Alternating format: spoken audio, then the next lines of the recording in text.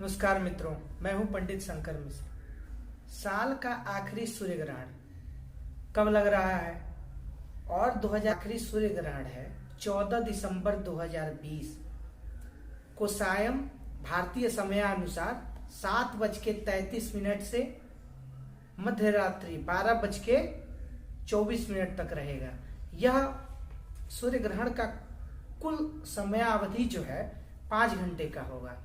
और सबसे पहली बात है कि प्रायः लोगों को सूर्य ग्रहण के नाम पे डराया जाता है, और ये सत्य है कहीं ना कहीं। जब सूर्य और चंद्रमा दोनों जब भी पीड़ित अवस्था में रहे, सूर्य ग्रहण हो या चंद्र ग्रहण हो, इसका सीधा सीधा मतलब ये हुआ कि ये दोनों पीड़ित अवस्था में चले जाते हैं ग्रहण के दौरान, इन पे ग्रहण लग जाता है।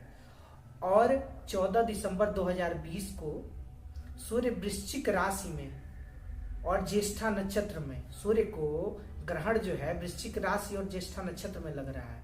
और उस समय जो है सूर्य, चंद्रमा, बुध, केतु और शुक्र 5 ग्रहों का ग्रहण लग रहा है उस दिन वृश्चिक राशि में। तो सबसे पहले मैं बता दूं, क्या हमारे देश भारत में इसका कोई प्रभाव होगा या नहीं होगा? क्या इसका कोई धर्म संबंधित कोई महत्व है? क्योंकि ये तो एक खगोलीय घटना है।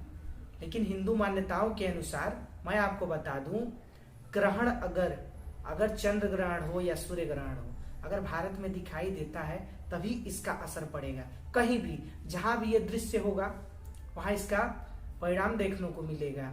और जहां पे नहीं दिखाई देता है वहां पे सूतक आदि को नहीं मानना जाता है। सबसे पहले मैं बता दूं कि सूर्य ग्रहण के 12 घंटे पूर्व सूतक काल लग जाता है। देखिए, जब भी सूर्य ग्रहण लगता है, जैसे 14 दिसंबर 2020 को लग रहा है, तो जब प्रारंभ होता है स्पर्श काल, मध्य काल और मोक्ष काल में समाप्ति हो जाती है। उसके बाद स्नान ध्यान करके लोग अपने कार्यों को करते हैं। तो ये तो पहले तो रात्रि में लग रही है और भारत में दृश्य भी नहीं है, तो इसका कोई धार्मिक महत्व नहीं होगा। सूतक काल भी फॉलो नहीं किया जाएगा। तो आपको कुछ भी डरने की जरूरत नहीं है। 14 दिसंबर 2020 को शाम 7:33 से 12:24 तक ये 5 घंटे का ये सूर्य ग्रहण चलेगा। ये इस सूर्य ग्रहण का प्रभाव कहाँ कहाँ है? ये सूर्य ग्रहण जो है दक्षिण अमेरिका, अर्जेंटीना, चिली, दक्षिण देशों में, दक्षिण क्षेत्र है जो भी, वहां पे देखने को मिलेगा। इसका भारत में कोई प्रभाव नहीं है। तो कोई प्रभाव नहीं है तो आपको डरने की भी आवश्यकता नहीं है। जैसे आप पूजन पाठ करते हैं आदि जो भी कार्य करते हैं उसको करिए और निश्चिंत बिना किसी डर के आगे बढ़िए। लेकिन क्या सूर्य ग्रहण का प्रभाव बिल्कुल नहीं पड़ेगा? देखिए, मैं आपको बता दूं, जो वृश्चिक राशि में सूर्य ग्रहण लग रहा है, सूर्य, चंद्रमा, बुध, शुक्र और केतु। देखिए, अमावस्या तिथि को ये सूर्य ग्रहण लग रहा है। तो अमावस्या तिथि में क्या होता है? सूर्य चंद्रमा एक साथ आ जाते हैं अमावस्या तिथि में। सूर्य क्या है? आत्मा का कारक है। चंद्रमा मन का कारक है और शुक्र दाम्पत्य जीवन का कारक है। बुध जितनी फाइनेंसेस है और भी सारी चीजें हैं उनका कारक है। और साथ में केतु बैठा हुआ है। तो 4 ग्रहों को ग्रहण लग जा रहा है। ग्रहण दोष आदि चीज जब भी प्रभावित होंगी, जब ग्रहों पे दोष लगेगा, ग्रहण लगेगा, तो आपका जीवन तो प्रभावित होगा ही। क्षितिजल पावक गगन समीरा, पंच तत्व से बना शरीरा, ये जानते हैं ना आप लोग। तो मैं आपको बताऊं कि जरूर प्रभाव पड़ेगा। कुछ राशियां हैं जिन्हें विशेष ध्यान देने की जरूरत है। मैं मेष से लेके मीन तक आपको बता देता हूं कि क्या प्रभाव पड़ेगा। देखिए, मेष राशि की हम बात करें तो मेष राशि के लिए यह ग्रहण 8वें भाव में पड़ रहा है। 4 ग्रह 8वें भाव में है। जब 4 ग्रह से ज्यादा 8वें भाव में हो जाए, 8वां भाव किसका कारक है? 8वां भाव जो है आयु के लिए जब भी हम देखते हैं तो 8वें भाव को देखते हैं। चोट चपेट, एक्सीडेंट आदि चीजों के बारे में जब भी जानकारी लेनी होती है, हम 8वें भाव को देखते हैं। उच्च शिक्षा का भी कहीं ना कहीं उच्च शिक्षा के बारे में देखें, विदेश में गमन की यात्रा को देखें, तो भी हम 8वें भाव को देखते हैं। और 5 ग्रह लगे हुए हैं एक साथ। तो मेष राशि वालों को मैं बता दूं, मेष राशि वालों को इस सूर्य ग्रहण के दिन और इस दिन का 2-3 दिन तक जो भी प्रभाव रहेगा, क्योंकि भारत में दृश्य नहीं है, लेकिन जो कुछ भी समय तक प्रभाव रहेगा, तो मेष राशि वालों को स्वास्थ्य संबंधी अपनी जो भी परेशानी है उसको विशेष ध्यान देना है। अपने आप को, गाड़ी घोड़ा जो भी चलाए उसको अच्छे से चलाएं और इधर उधर कोई नया बिजनेस स्कीम में अपना धन खर्च न करें। वृष राशि की बात करें, वृष राशि वालों के लिए ये ग्रहण क्या है, 7वें भाव में लग रहा है। जीवन साथी से मतभेद होना, पार्टनरशिप टूटने की आशंका, और आप में क्रोध का आवेश बढ़ सकता है, तो क्रोध न करें। जीवन साथी के साथ प्रेम व्यवहार से रहें। मिथुन राशि की बात करें तो मिथुन राशि वालों के लिए ये ग्रहण कहाँ लग रहा है, मिथुन राशि वालों के लिए ये ग्रहण जो है 6वें भाव में लग रहा है। 6ठे भाव का क्या मतलब है, 6वां भाव जो है कर्ज का भाव है, शत्रुओं का भाव है। तो देखिए, जब भी पाप ग्रह 6वें भाव में चला जाए तो ये बहुत ही अच्छा माना जाता है। इसका मतलब ये है आपके कर्ज से छुटकारा मिलेगा, कोई परेशानी आपके शत्रुओं से चल रही है, शत्रु आपके जीवन की समस्याओं को नहीं वो कर पाएंगे। शत्रु क्या होगा, शत्रु आपको अटैक नहीं कर पाएंगे, शत्रु आपका किसी भी मामले में अहित नहीं कर पाएंगे। आपको आपके शत्रुओं से, रोगों से, कर्जों से छुटकारा प्राप्त होगा।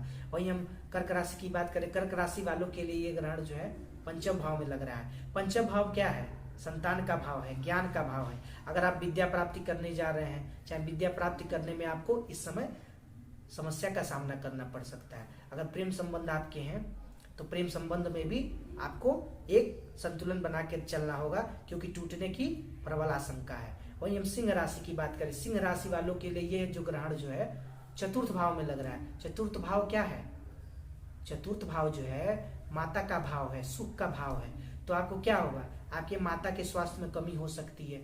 आपको अपने कर्म क्षेत्र में जहां आप कार्य करते हैं, वहां बड़े बड़े ऑफिशियल जो भी आपके बॉस वगैरह हैं, इनसे समस्याओं का सामना करना पड़ सकता है। और अगर आप राजनीति क्षेत्र से जुड़े हुए हैं तो आपको विशेष, आप क्या बयानबाजी कर जाते हैं, इस पे आपको विशेष ध्यान देना होगा। अब कन्या राशि की बात करें, कन्या राशि क्या है, कन्या राशि के लिए जो ग्रहण है 3रे भाव में लग रहा है। तो 3रे भाव में जब भी पाप ग्रह हो जाए, ये लक्ष्मी कारक होता है, आपके पर्सनालिटी को बढ़ा देता है और आपके में जो कार्य करने की क्षमता है वो बढ़ जाएगी। कुछ चीजों का विशेष आपको ध्यान करना पड़ेगा कि जो कई बार क्या होता है, ऊर्जा बहुत शरीर में ज्यादा हो जाती है। आप चाहेंगे ऐसा कर लें और कई बार आवेश में गलत निर्णय ले लेते हैं, तो इस चीज का विशेष ध्यान देंगे कन्या राशि वाले। अब हम तुला राशि की बात करें, तुला राशि वालों के लिए ये ग्रहण जो है 2रे भाव में लग रहा है। तो द्वितीय भाव क्या है, कुटुंब का भाव है, धन का भाव है। इस समय तुला राशि वाले कहीं भी धन किसी गलत चीजों में वो ना करे। देखिए, तुला लगने वाले क्या होते हैं, ये क्या करते हैं, आकर्षण पे मोहित हो जाने वाले होते हैं। और इस समय धन का खर्च जो है सही दिशा में करनी चाहिए, नए बिजनेस में नहीं लगाना चाहिए। और जो भी कुटुंब लोग हैं, जो भी इनके नाते रिश्तेदार जो भी हैं, इनसे झगड़ा करने से बचना चाहिए। अब हम बात करेंगे वृश्चिक राशि वाले। देखिए, सावधान करना चाहता हूँ, वृश्चिक राशि वालों पर ही ये ग्रहण लग रहा है। उन्हें विशेष इस चीज का ध्यान रखना पड़ेगा, उन्हें क्रोध ज्यादा होगा, धैर्य की कमी हो जाएगी, ऐसा कार्य कर बैठेंगे जिससे इनका जो बिजनेस चल रहा है वो चौपट हो सकता है। तो वृश्चिक राशि वाले अपने पार्टनर से, बिजनेस और खुद के ऊपर नियंत्रण रखें। और आप क्या करेंगे, हनुमान जी की जितनी आराधना हो सके आप करेंगे। अब मैं धनु राशि वालों के लिए बताऊं, धनु राशि वालों के लिए ग्रहण जो है 12वें भाव में लग रहा है, द्वादश भाव में।